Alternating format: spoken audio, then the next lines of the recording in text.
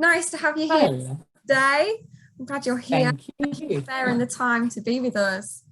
Thank So if you you. don't mind, can you just introduce yourself and what you do for a living? Right, well, my name is Sekai Nyambo, and I am a quantity surveyor by background. So that's effectively what I do. I'm a quantity surveyor. Okay. Have you always been a quantity surveyor? Have you done any other careers? Uh, yes, I've always been a quantity surveyor. Although I do quantity surveying, and that's kind of like my background, I kind of progressed my career beyond just quantity surveying, like the traditional roles of a quantity surveyor. So I do more construction, what we call construction disputes. So where there's a problem on a project, for example, everything these days equals money. So whenever there's a problem on a project, for example, I get involved in that. And what helps me in my day-to-day job is the fact that I also have a legal background. So I studied law. So I have that combination of Wow. um, quantity surveying as well as law. So I combine the two, so So to was speak. your undergraduate in law and a master's in QSing? No, my it's kind of like the other way around. So I started off as a quantity surveyor. So my undergraduate is in quantity surveying. And because I really, really enjoyed the legal aspects of quantity surveying, all the contracts and understanding the law behind contracts, I then decided to, continue that on into a postgraduate study. So, and then after the postgraduate study, I then did a master's in construction law as That's the same well. as me. That's what I did. I did Did that you? way. Yeah.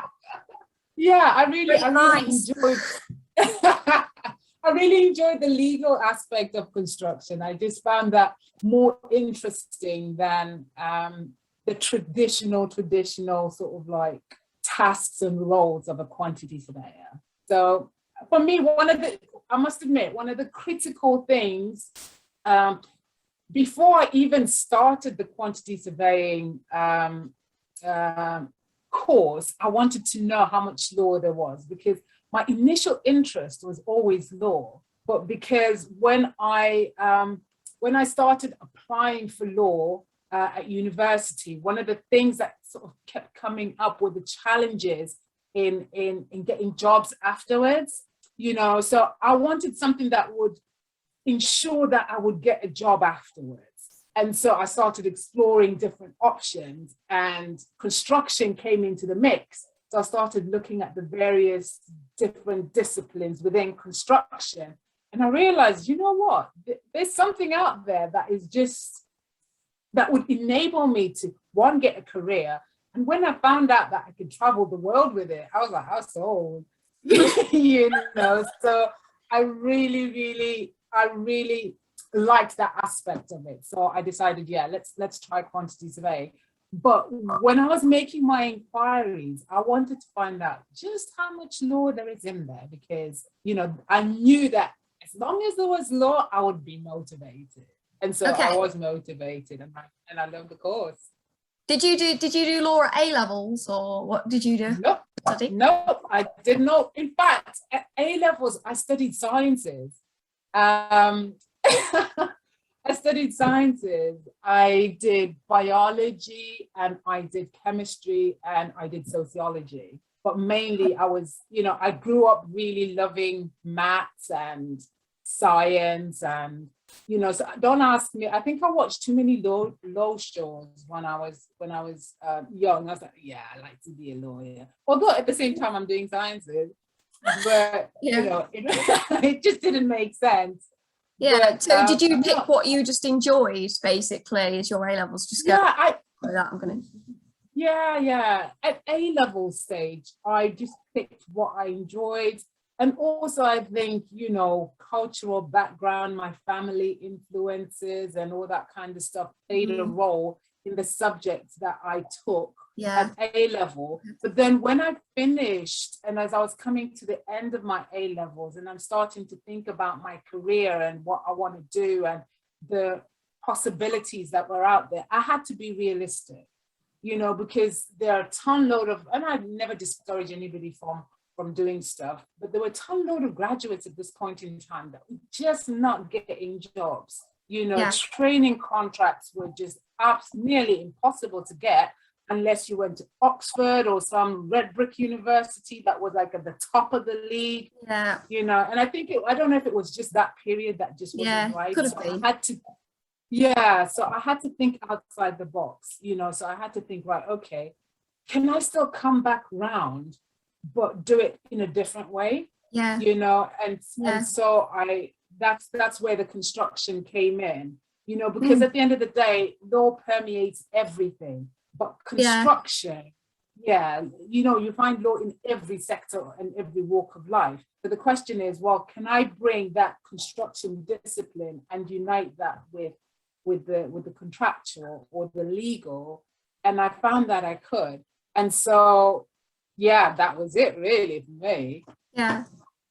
I'm glad, you know, you touched on so many things there in one go, like the fact that you didn't need to get law at A level in order to do what you've done, that you sciences, and that it's not impacted you long term in your overall goals. But quantity in the first place. One other thing I'd just like to ask is, do you feel like these particular subjects that are more suited to quantity surveying when you're picking your A levels? So you went for all sciences. Do you think it's more preferential if you go for the science route? Not necessarily. I'll be honest with you. Not necessarily from a quantity surveying perspective. Simply because I think the subject is very broad. I mean, if you have, I think they require at least basic maths at GCSE, which most people will have, and it's not technically the maths that you come across in your career as a quantity surveyor is not, you know, quantum mechanics and all that kind of stuff. It's not that complicated. Areas and volumes. You know what I mean? Exactly. If you can add, multiply, divide, you know, taken away. That's about it. And you know, when you're at school and you're going through, and and you're like, when you're doing maths at school, and you're like, why am I doing this? I'm never going to use this. Much of what if you're doing it at GCSE, a lot of what you do there is going to become helpful. It's going to become useful. I mean, GCSE prepares you for basic maths in life, I think, you know, and most people, you know, and there's some people who I know who have done quantity surveying, who did it through the professional route rather than the academic route. You know, so they might have come out with GCSEs but never really did A level, but because they went and started at the most junior level as an apprentice, you know, and they just, you know, continued to do that. They didn't go through the academic route to get to become quantity surveyors. And some of them are the best QSs I've come across because they have real project experience. You know, they started off as the coffee boy and or coffee girl and just moved through the ranks that way. I'm so glad you've mentioned that you don't need to get a degree. You don't need to levels. You can do H&Cs and H&Ds. You can do it in so many different ways. And I think that's right. You need to get the quantity surveying degree. Well, you don't. You can still get chartered. You can do it through 10 years experience and still get chartered and not have That's right. Yeah. That's right. And it's very versatile, you know. And for me, when I was looking into what course to do at university, what construction course to do at university, I tried to look at the one that would give me the most flexibility. You know, so if you look at the various disciplines, for example, architecture, you're sort of restricted to design, you know, and then if you look at engineering, you're kind of like restricted to either design or, you know, project management or whatever those are. But what I found was with quantity surveying, it was an interesting platform into many other different disciplines within construction. And so I found that extremely attractive. You could go into contract management, you could go into project management, you could do traditional quantity surveying, you could do all sorts of things, facilities management, all sorts of interesting things.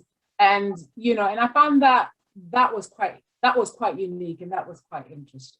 Yeah. Well. So just you said it, because I didn't really know that about it until I was actually in it and doing it.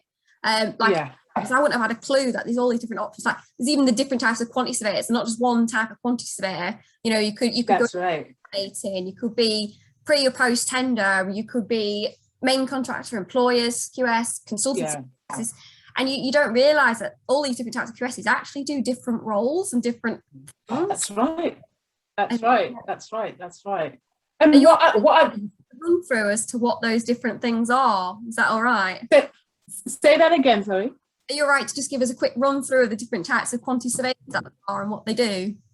Yeah, just really broad brush. Well, you typically tend to have so if you look at estimators, for example, they're the ones that I would say do the more technical quantity surveying things. So they come up with rates and cost estimates for doing things. And when they do it, it's a lot more detailed because they have that experience. So they're the ones who will tell you how much the building will cost to build, and right from the foundation up. They're trained to do that within the quantity surveying discipline.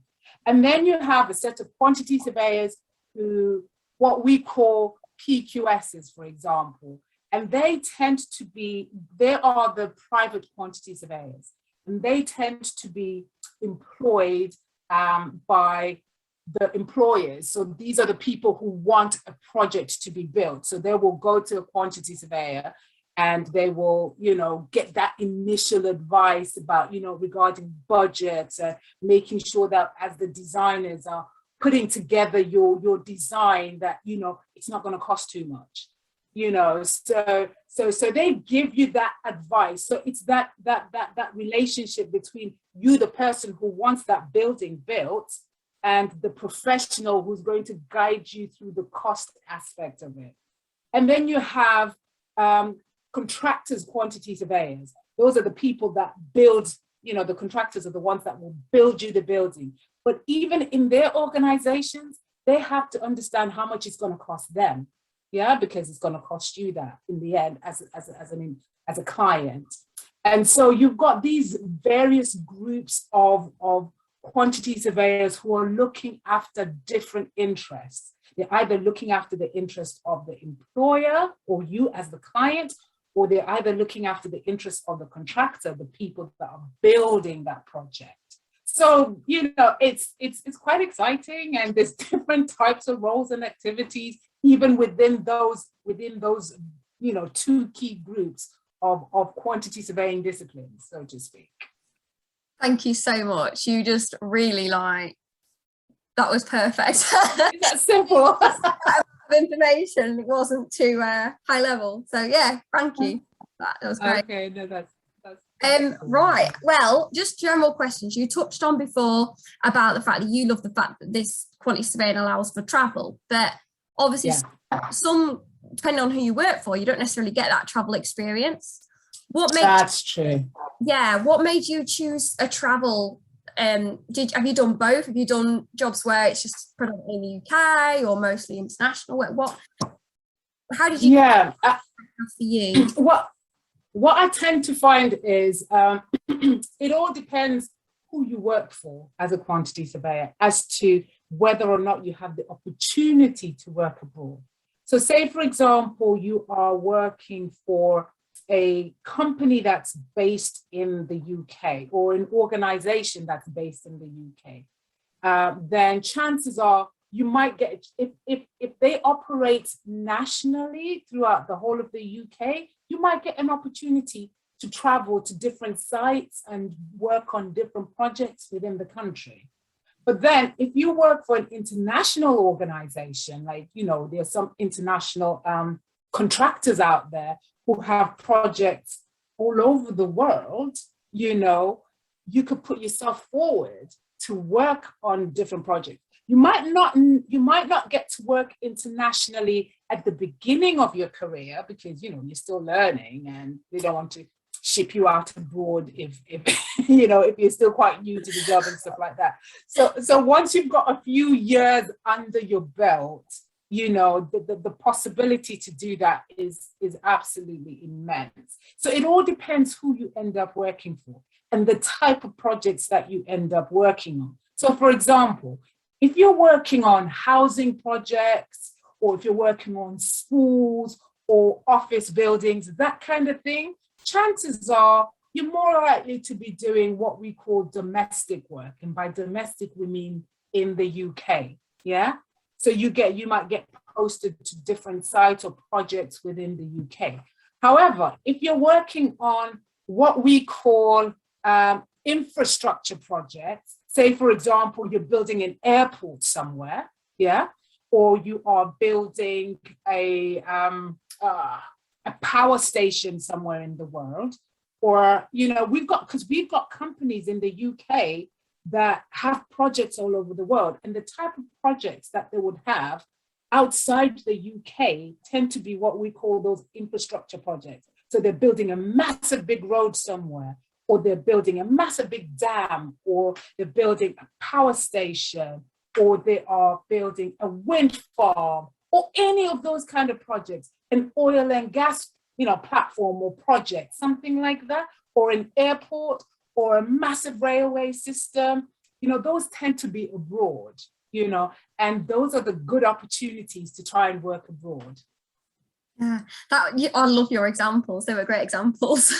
Yeah, the last thing I'd like to ask you is about being chartered. Are you chartered, and would you recommend it? Do you think it's needed? When would be the process, and how would you go about it? Right. Okay. Am I chartered? Yes, I am chartered. Do you need it? You don't need it, to be honest, to be a quantity surveyor. However, it is very, very useful to have. And the reason why I say that is that some clients like to make sure that you know, the quantity surveyors that are working on their projects are chartered. I mean, it doesn't bar you from working as a quantity surveyor if you're not chartered. I know a whole ton load of people who are not chartered. So it doesn't bar you, but it is advisable, if you can do it, to do it. And, you know, you might even get paid a little bit more for doing it as well. So it has its pluses. Yeah. But where it becomes really, really useful to have is if you plan on working abroad, you know, because becoming chartered, especially under the RICS, because the RICS, which is the Royal Institute of Chartered Surveyors in the UK, is a, you know, well-known institution globally. And it's not only well-known, it's well-respected. And so when people abroad see that you are chartered with the RICS, you know, they know that there's a level of standard that you have to reach in order to become chartered. So if you've reached that standard, they're more likely to be comfortable to hire you to work on those projects, especially international projects. So the RICS is important if you want to do international work, but also domestic work, you know, clients like to see, but it doesn't bar you, to be honest. It doesn't stop you from being, it just opens more doors for you than I agree. Not having it. Yeah. Opens more doors, is probably the way to look at it. Yeah, exactly. Yeah, it opens more doors for you. So, right. Oh, thank you. Oh yes, and you asked me the process. I think you asked me the process. Yeah, of how if you remember the process, yeah. Well, simply after you finished your, if you go down the if you go down the academic route, so you get a degree in quantity surveying, what you do is normally it's about once you start working, it's about you go through what they call the APC, which is for the life of me, I've kind of like forgotten the acronym, but basically it's the process that you go through to become chartered. And it's usually sort of like a 2-3 year process where you have to work on certain types of projects, where you have to make sure you do certain types of traditional quantity surveying activities, where you keep a diary of all the activities that you have been doing on the various projects that you have been working on. And after you've been doing that for 2-3 years, then you know, you get an assessment, and when you pass your assessment, you become chartered. It's not difficult, to be honest. Even the process of becoming chartered is not difficult. And also, you know, they don't require too much. You just have to be a little bit disciplined in doing it, but it's not too complicated, really. And if you're not going through the academic route, the professional route, you know, the RICS values people who've got experience, you know, and so they allow you to go through what they call the professional route in order to become chartered. Yeah. Yeah. Okay. Yeah. Thank you. Yeah, I think you've covered it all. Thank you. Right. Okay, well, so much. I know you need to go. We've had quite a long discussion there, so I really appreciate it. That's fine.